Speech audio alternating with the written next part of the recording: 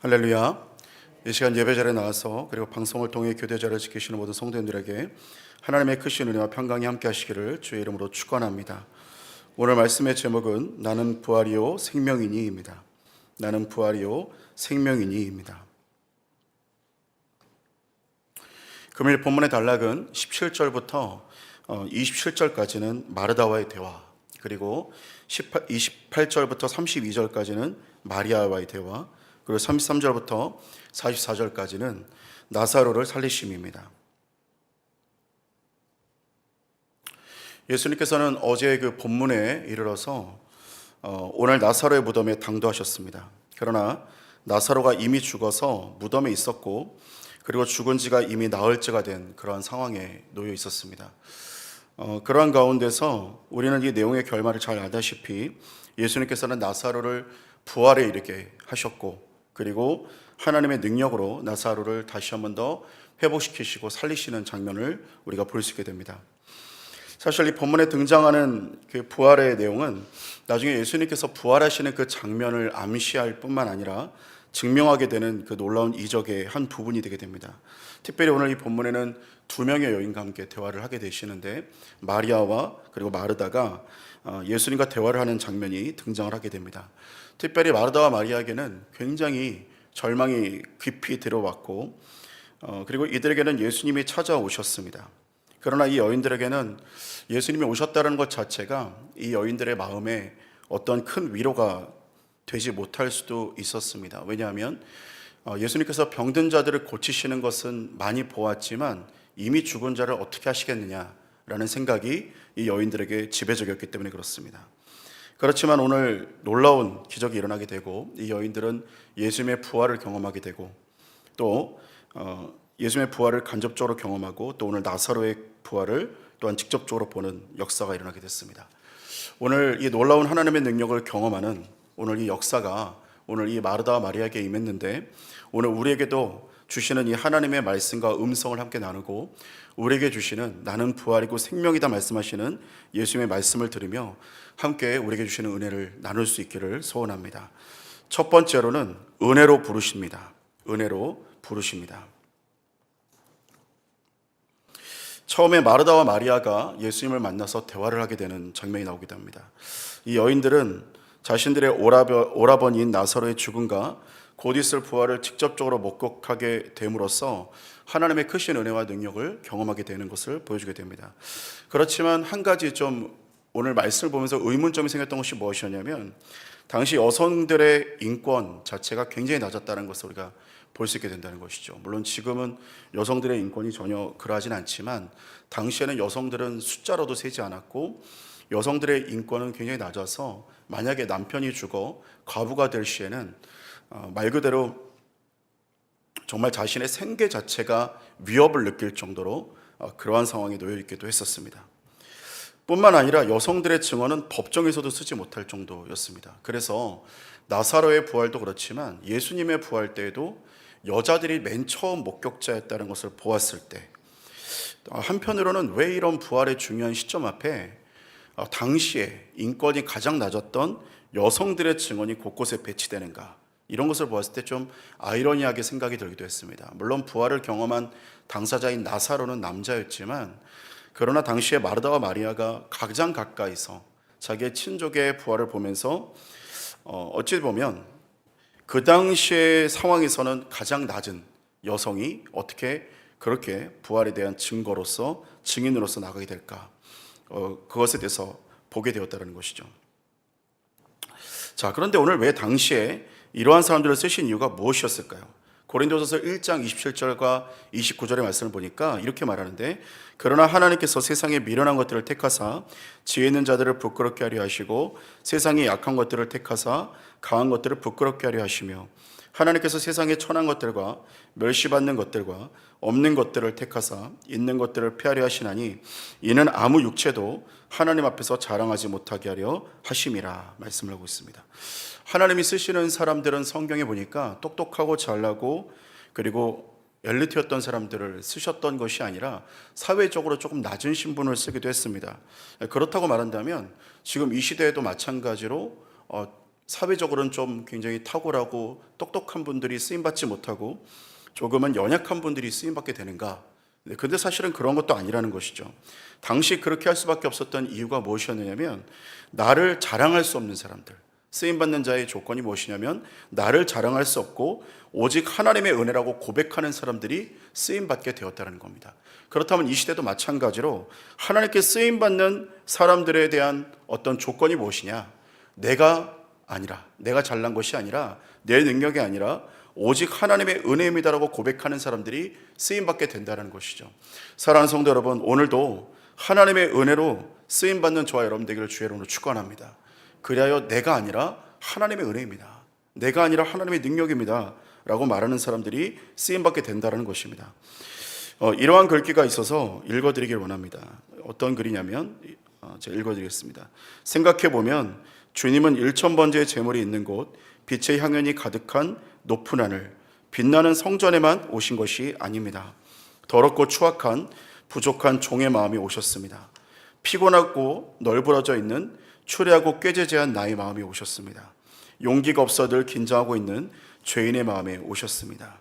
나의 약한 가운데 오셨습니다.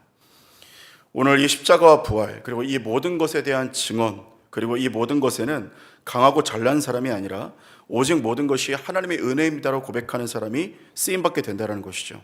오늘 하나님의 은혜로 나아가는 저와 여러분 되기를 주의 이름으로 축원합니다.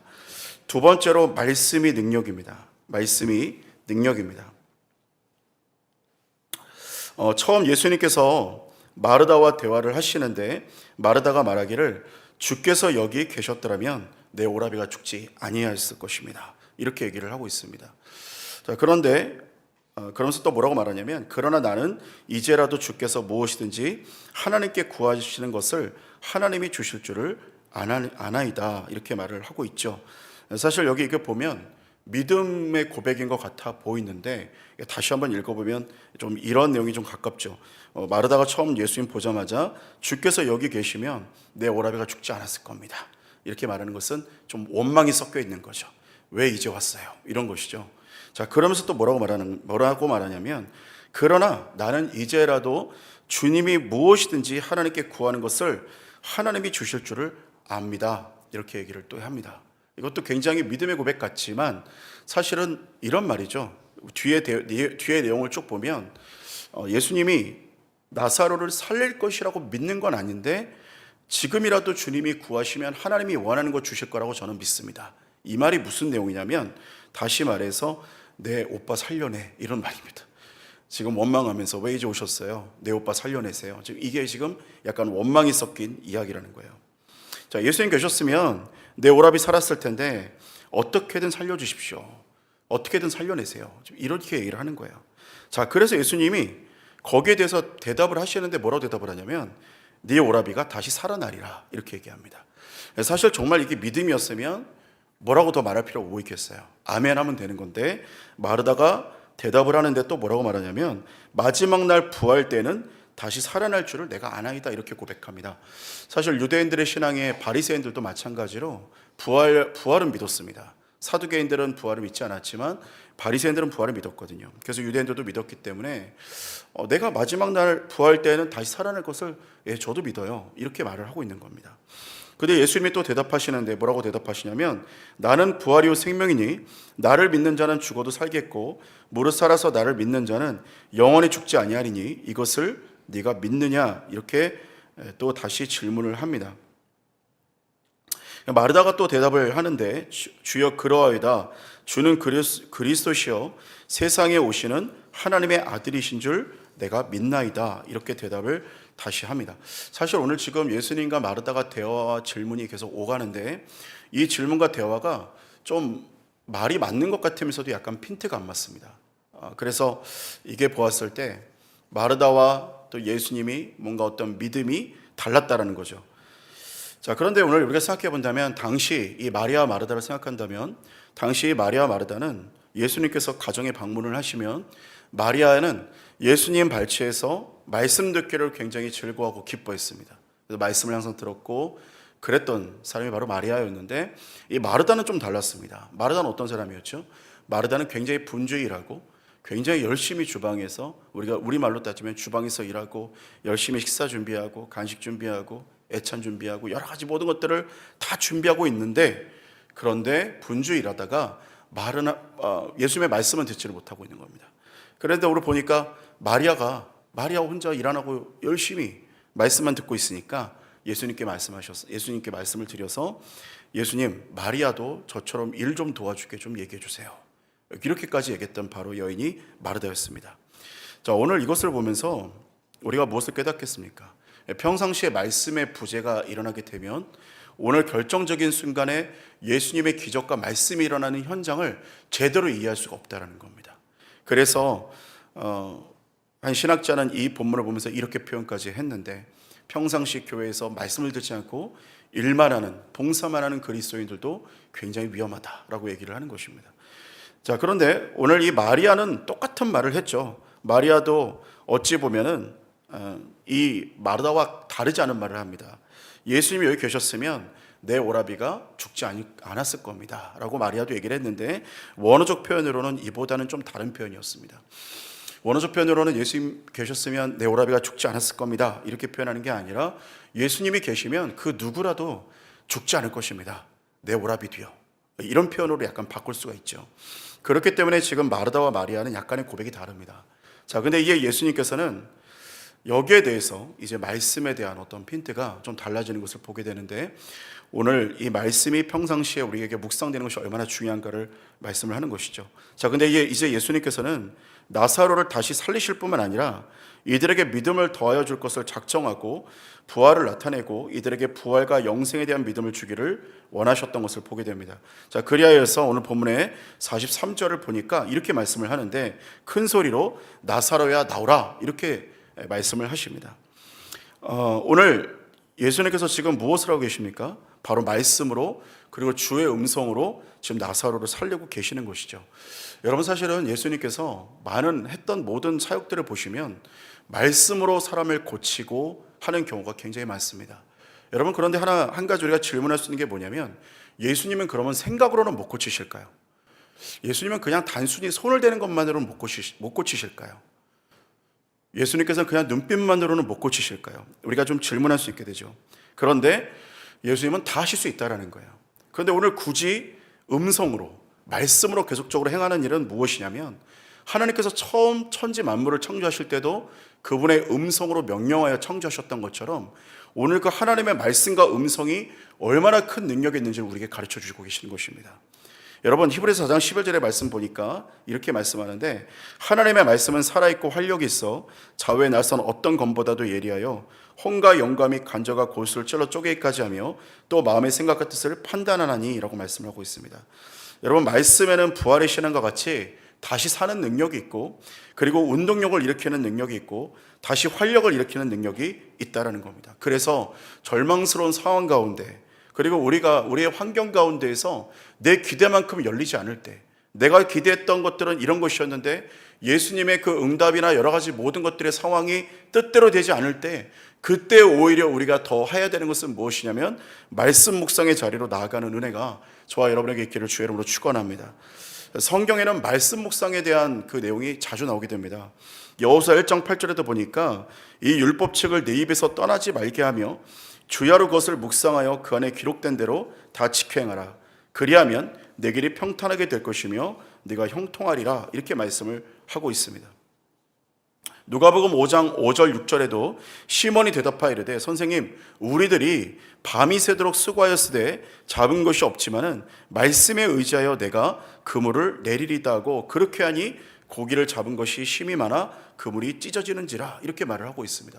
여러분, 말씀에 순종하고 말씀 가운데 붙들림 받는 것이 능력이라는 것을 믿으시기를 축원합니다. 여러분, 당시 베드로가 예수님께서 그물을 던지라 할 때 이 그물을 던진 것이 얼마나 사실은 큰 믿음인지 모릅니다. 사실에 당시에 베드로가 밤이 새도록 그물을 던졌다 이렇게 얘기했거든요. 그러니까 당시에 거기 그 지역 가운데서는 얼마나 낮이 뜨거운지, 사실은 수면이 뜨거우면 고기들이 밑으로 내려가는 겁니다. 그래서 그물을 아무리 던져도 고기를 잡을 수가 없는 겁니다. 그래서 밤이 새도록, 밤이 돼야 선선해지면 그때야 고기가 올라오기 때문에 그때 그물을 던지는 거거든요. 근데 예수님은 어부가 아니고 목수시잖아요. 근데 목수이신 예수님이 오셔서 어부인 베드로에게 그 대낮에, 그 뜨거운 대낮에 야, 그물을 던져라. 그러면 고기를 잡을 것이다. 그랬더니 시몬이 선생님 우리들이 밤이 새도록 수고하였을 때, 이 말은 무슨 말입니까? 제 지식으로는 밤이 새도록 수고하는 게 맞거든요. 그런데도 잡은 것이 없는데, 자, 그 다시 말해 밤새도록 해도 잡히지 않는 거 보니 지금 때가 아닌 것 같습니다. 요즘 뭐가 안 되는 것 같습니다. 그런데도 불구하고 이 대낮에 잡히겠습니까? 그럼에도 불구하고 시몬 베드로가 뭐라고 말합니까? 그러나 말씀에 의지하여 내가 그물을 내리리다 하고 그물을 내렸더니 고기를 잡은 것이 힘이 많아 그물이 찢어진다, 이렇게 얘기를 하고 있습니다.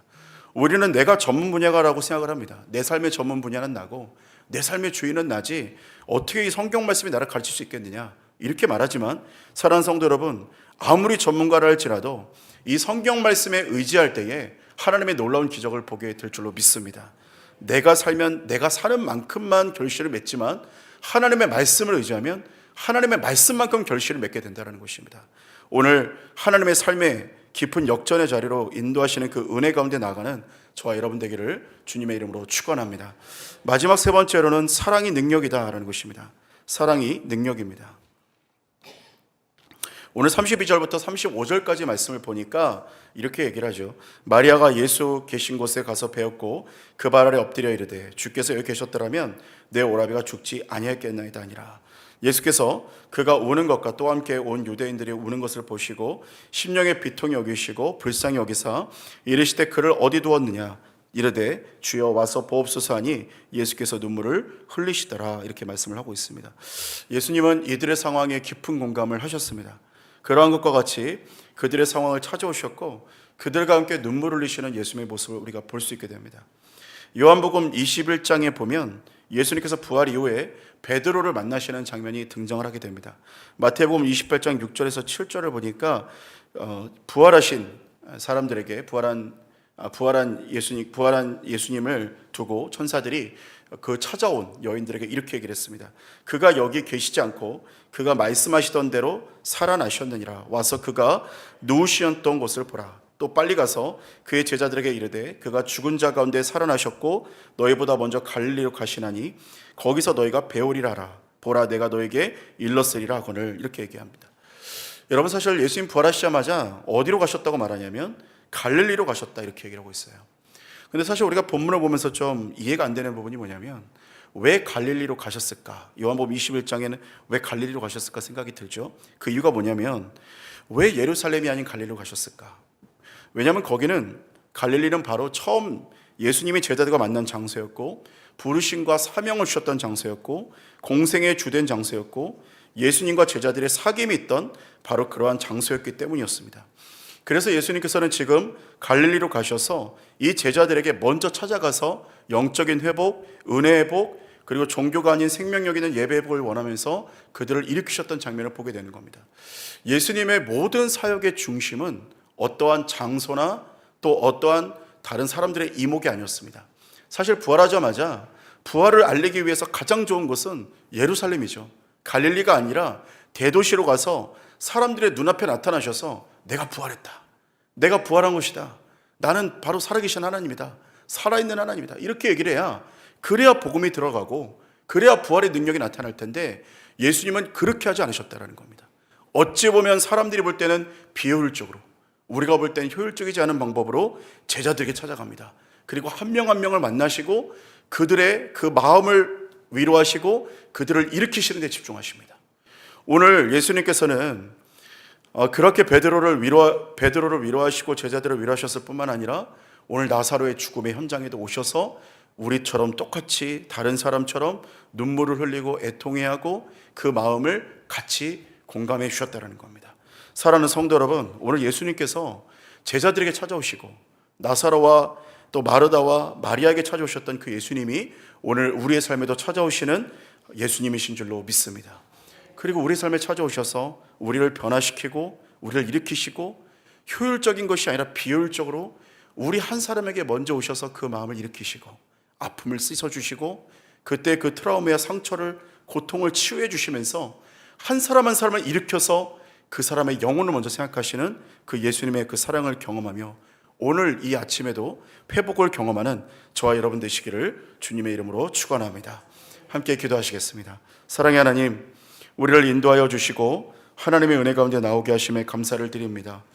오늘 예배의 능력과 또 말씀의 능력, 또 기도의 능력, 또 사랑의 능력이 우리 가운데 충만하게 하여 주시옵시고 하나님 앞에 말씀으로 순종하는 우리 한 사람 한 사람이 되게 하여 주시옵소서.